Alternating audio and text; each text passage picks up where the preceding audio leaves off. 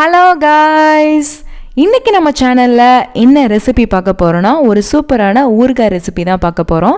அதுக்கு முன்னாடி சேனல் இன்னும் சப்ஸ்கிரைப் பண்ணலைன்னா சப்ஸ்கிரைப் பண்ணிக்கோங்க. வாங்க வீடியோக்குள்ளே போகலாம். இன்றைக்கி நம்ம பார்க்க போகிற ரெசிபி என்னென்னா நெல்லிக்காய் ஊறுகாய் ரெசிபி தான் பார்க்க போகிறோம். இது வந்து நீங்கள் 1 வருஷம் ஆனாலும் அப்படியே ஸ்டோர் பண்ணிக்கலாம், ஒன்றுமே ஆகாது. அதை எப்படி செய்கிறதுன்றதான் இந்த வீடியோவில் பார்க்க போகிறோம். வாங்க வீடியோக்குள்ளே போகலாம். ஃபஸ்ட்டு வந்து 1/2 கிலோ அளவுக்கு சின்ன நெல்லிக்காய் எடுத்து வச்சுக்கலாம். நீங்கள் 1 கிலோவுக்கு செய்கிறீங்கன்னா நான் போட்டிருக்க மெஷர்மெண்ட்டை அப்படியே டபுள் ஆக்கிக்கோங்க. இப்போ வந்து 1/2 டீஸ்பூன் அளவுக்கு கல்லுப்பு ஆட் பண்ணிக்கலாம். இதை வந்து ஃபஸ்ட்டு வந்து தண்ணி ஊற்றி நல்லா அலசிக்கலாம். உப்பு போட்டு அலசும் போது எல்லா தூசி எல்லாமே வந்து கிருமிகள் எல்லாமே வந்து கொஞ்சம் வந்து வாஷ் அவுட் ஆகிடும். ஸோ வந்து நல்லா தண்ணியில் உப்பு போட்டு நல்லா அலசி எடுத்துக்கோங்க. இதை வந்து அலசி எடுத்துகிட்டு திரும்ப வந்து தண்ணி ஊற்றி திரும்ப அலசி எடுத்துக்கலாம். ஒரு 2-3 தடவை நீங்கள் அலசி எடுத்துட்டிங்கன்னா அதில் இருக்க தூசி எல்லாமே வந்துடும். இப்போ வந்து பார்த்திங்கன்னா அதை நல்லா அலசிட்டு நல்லா வடிகட்டி வடிச்சிட்டு அதுக்கப்புறம் ஆட் பண்ணிக்கிறேன். இப்போ வந்து பார்த்திங்கன்னா நல்லா வடித்தாச்சு. தண்ணி லைட்டாக தான் அதில் மேலே அப்படியே இருக்குது. இப்போ பார்த்திங்கன்னா தெரியும், நல்லா அலசியாச்சு, நீட்டாக க்ளீன் ஆகிடுச்சு.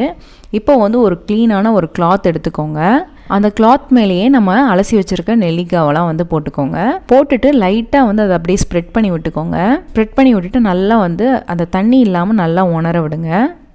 நீங்கள் வெயிலெலாம் வைக்கணும்னு அவசியம் கிடையாது, நல்லா ரூம்லேயே நீங்கள் வச்சுக்கலாம். அந்த மாதிரி வச்சுட்டு நல்லா வந்து அந்த துணியை வச்சு நல்லா தொடச்சி எடுத்துருங்க. இந்த மாதிரி ஒரு 10 நிமிஷத்துக்கு அப்படியே காய வச்சுருங்க. உங்களுக்கு இன்னும் வந்து நிறையா தண்ணி இருக்கிற மாதிரி ஃபீல் ஆச்சுன்னா அந்த துணியை வச்சு அப்படியே வந்து மேலே வச்சு எடுத்துட்டிங்கன்னா அப்படியே தண்ணி இல்லாமல் ஆகிடும். இப்போ வந்து பார்த்திங்கன்னா நெல்லிக்காய் வந்து தண்ணி இல்லாமல் நல்லா ட்ரை ஆகிடுச்சு. தண்ணியோடு நீங்கள் போட்டிங்கன்னா கொஞ்சம் வந்து கெடுறதுக்கு வாய்ப்பு இருக்குது. ஸோ வந்து தண்ணியை ஃபுல்லாக வந்து தொடச்சி எடுத்துருங்க. இப்போ வந்து ஒரு மண்பானையில் நான் வந்து நெல்லிக்காவை மாற்றிக்கிறேன். நீங்களும் வந்து ஊறுகாவை செய்யும் போது மண்பானையில் செய்யுங்க, அலுமினியம் பாத்திரத்தில் செஞ்சிடாதீங்க. மண்பானை இல்லைனா சில்வர் பாத்திரத்தில் கூட நீங்கள் செஞ்சுக்கலாம். இப்போ பார்த்தீங்கன்னா நான் 2 டீஸ்பூன் அளவுக்கு கல்லுப்பு ஆட் பண்ணிக்கிறேன். கல்லுப்பு ஆட் பண்ணிவிட்டு 1/2 டீஸ்பூன் அளவுக்கு மஞ்சள் தூள் ஆட் பண்ணிக்கிறேன். இது ரெண்டையும் சேர்த்து நல்லா மிக்ஸ் பண்ணிக்கலாம். உங்களுக்கு வந்து மிக்ஸ் பண்ண முடியலன்னா இந்த மாதிரி எடுத்து நல்லா குலுக்கி விட்டுக்கோங்க. அது நல்லா வந்து கோட் ஆகிடும். இப்போ வந்து பார்த்திங்கன்னா நல்லா கோட் ஆகிடுச்சு. நம்ம கல்லுப்பு ஆட் பண்ணியிருக்கிறதுனால இப்போ வந்து அது கோட் ஆகாது. நல்லா ஒரு நாள் வந்து ஊற வைக்கணும் இதை. இப்போ வந்து பார்த்திங்கன்னா இதை நல்லா குலுக்கி விட்டுட்டு ஒரு நாள் ஃபுல்லாக நான் வந்து ஊற வச்சு எடுத்துக்கிறேன். இதை வந்து நான் ஏன் ஒரு நாள் நல்லா ஊற வைக்கிறேன்னா அப்போனா தான் அந்த உப்பும் மஞ்சளும் வந்து நல்லா வந்து அதில் அப்சர்வ் ஆகும். அப்சர்வ் ஆகி நம்மளுக்கு ஊறுகாய் வந்து சீக்கிரம் நல்லா வெந்து வந்துடும். அந்த உப்புலேயே வேகும் போது டேஸ்ட் இன்னும் நல்லாயிருக்கும். இப்போ வந்து ஒரு நாள் ஃபுல்லாக நான் ஊற வச்சு எடுத்துட்டேன். பார்த்தீங்கன்னா தெரியும், தண்ணி விட்டுருக்கு, தெரியுதா உங்களுக்கு? அந்த உப்புலேருந்து தண்ணி வந்து அப்படியே வெளியில் வந்திருக்கு. இப்போ வந்து அந்த தண்ணியோடய அப்படியே வச்சுக்கோங்க.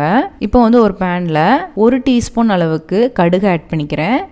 1 டீஸ்பூன் அளவுக்கு வெந்தயம் ஆட் பண்ணிக்கிறேன். இதை ரெண்டையும் சேர்த்து நல்லா வந்து ரோஸ்ட் பண்ணி எடுத்துக்கலாம். இதை நீங்கள் தனியாக ரோஸ்ட் பண்ணால் கூட நல்லா தான் இருக்கும். நான் வந்து மொத்தமாகவே போட்டு ரோஸ்ட் பண்ணிக்கிறேன். அந்த வெந்தயம் வந்து நல்லா வந்து உங்களுக்கு ப்ரௌன் கலரில் வந்து வரணும் லைட்டாக. அந்த மாதிரி நல்லா ரோஸ்ட் பண்ணி எடுத்துக்கோங்க. இப்போ நல்லா ரோஸ்ட் பண்ணியாச்சு. ரோஸ்ட் பண்ணிவிட்டு ஸ்டவ் ஆஃப் பண்ணிவிட்டு நல்லா ஆற வச்சுருங்க. ஆற வச்சுட்டு ஒரு மிக்ஸி ஜாருக்குள்ளே ஆட் பண்ணிவிட்டு அதை நல்லா வந்து அரைச்சி எடுத்துக்கலாம். நீங்கள் ஃபைன் பவுடராக அரைச்சாலும் ஓகே, இல்லை லைட்டாக கொரகொரப்பாக அரைச்சாலும் ஓகே, எப்படினாலும் அரைச்சிக்கலாம். நான் வந்து கொஞ்சம் ஃபைன் பவுடராகவே அரைச்சி எடுத்துக்கிறேன். இப்போ வந்து பார்த்திங்கன்னா இந்த மசாலா ரெடி ஆயிடுச்சு. இந்த கடுகும் வெந்தயம் நீங்கள் ஆட் பண்ணும் போது இன்னும் டேஸ்ட் ரொம்பவே சூப்பராக இருக்கும் ஊறுகாய்க்கு. அதனால் வந்து இதை கண்டிப்பாக ஆட் பண்ணுங்கள். இப்போ வந்து ஒரு பேனில் ஆயில் வந்து பார்த்திங்கன்னா 1/2 கப் அளவுக்கு நான் ஆட் பண்ணியிருக்கேன். நீங்கள் வந்து 1 கிலோவுக்கு செய்கிறீங்கன்னா நீங்கள் 1 கப் ஆட் பண்ணிக்கோங்க. அதுக்கு மேலே நீங்கள் அதிகமாக ஆட் பண்ணுறதுனா அது உங்கள் விருப்பம். ஆயில் எக்ஸஸாக தான் இருக்கும். இப்போ வந்து பார்த்திங்கன்னா பூண்டு வந்து நான் சின்ன பல் பூண்டு எடுத்திருக்கேன். இது வந்து ஒரு 20 நான் ஆட் பண்ணியிருக்கேன். உங்களுக்கு நிறையா வேணும்னா நிறையா கூட ஆட் பண்ணிக்கலாம்.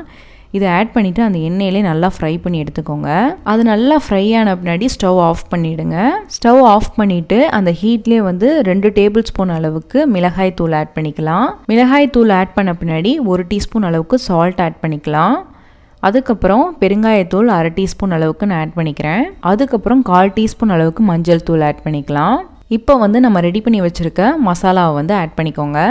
ஆட் பண்ணிவிட்டு நல்லா வந்து மிக்ஸ் பண்ணி விட்டுக்கலாம். இந்த ஹீட்லேயே இதை நல்லா மிக்ஸ் பண்ணிக்கோங்க.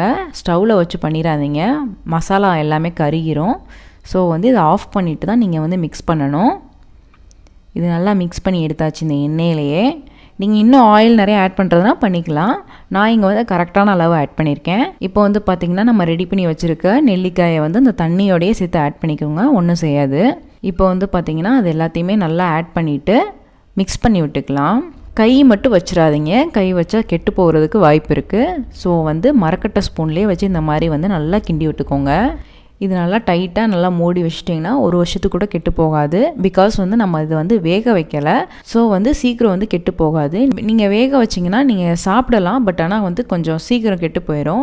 இந்த மாதிரி நீங்கள் செய்யும் போது சீக்கிரம் வந்து உங்களுக்கு கெட்டு போகாது. நீங்கள் பெரிய நெல்லிக்காய் வச்சுருந்தீங்கன்னா இதே ப்ரொசீஜரில் செஞ்சீங்கன்னா கூட அப்படியே நீங்கள் ஸ்டோர் பண்ணிக்கலாம். இப்போ வந்து பார்த்திங்கன்னா நல்லா வந்து கரண்டியை வச்சு நல்லா மிக்ஸ் பண்ணி விட்டாச்சு. இப்போ பார்த்திங்கன்னா தெரியும் எல்லாமே நல்லா ஈவனாக வந்து ஸ்ப்ரெட் ஆகிடுச்சு. நல்லா கிண்டி விட்டுட்டு நல்லா எல்லாத்துலேயும் வந்து கோட் ஆயிடுச்சா அப்படின்னு செக் பண்ணிக்கோங்க. இப்போ பார்த்தீங்கன்னா தெரியும் அந்த நெல்லிக்காய் வந்து நல்லா வந்து அந்த மசாலாலாம் கோட் ஆயிடுச்சு. இப்போ வந்து ஒரு க்ளீனான ஒரு கிளாஸ் ஜார் எடுத்துக்கோங்க. நான் வந்து ஆல்ரெடி வந்து ஒரு கிளாஸ் ஜார் நல்லா க்ளீன் பண்ணி வச்சுருக்கேன். இந்த மாதிரி ஒரு கிளாஸ் ஜார் எடுத்து வச்சுட்டு அதில் வந்து ஆட் பண்ணிக்கலாம். நீங்கள் வந்து வேறு ஏதாவது பாத்திரம் வச்சுருந்தீங்கன்னா கூட ஆட் பண்ணி வச்சுக்கலாம். அப்படி வந்து உங்கள்கிட்ட வந்து கிளாஸ் ஜார் எதுவுமே இல்லைன்னா நீங்கள் வந்து ஒரு மண்பானை இல்லைனா வந்து வேறு ஏதாவது நல்ல ஒரு க்ளீனான ஒரு பாத்திரத்தில் வந்து வச்சுக்கோங்க. அலுமினியம் பாத்திரத்தில் மட்டும் வச்சிடாதீங்க. மற்றபடி வேறு பாத்திரத்தில் இதில் நீங்கள் வந்து ஸ்டோர் பண்ணிக்கலாம். ஆனால் வந்து பெஸ்ட்டு வந்து ஏதாவது ஒரு கண்ணாடி பாட்டிலில் வந்து யூஸ் பண்ணி வைக்கிறது நல்லது. இப்போ பார்த்தீங்கன்னா நான் எல்லாமே ஆட் பண்ணிட்டேன் உள்ளுக்க. அவ்வளோதான், ரொம்பவே ஈஸியான சிம்பிளான நெல்லிக்காய் ஊறுகாய் ரெசிபி ரெடி ஆயிடுச்சு.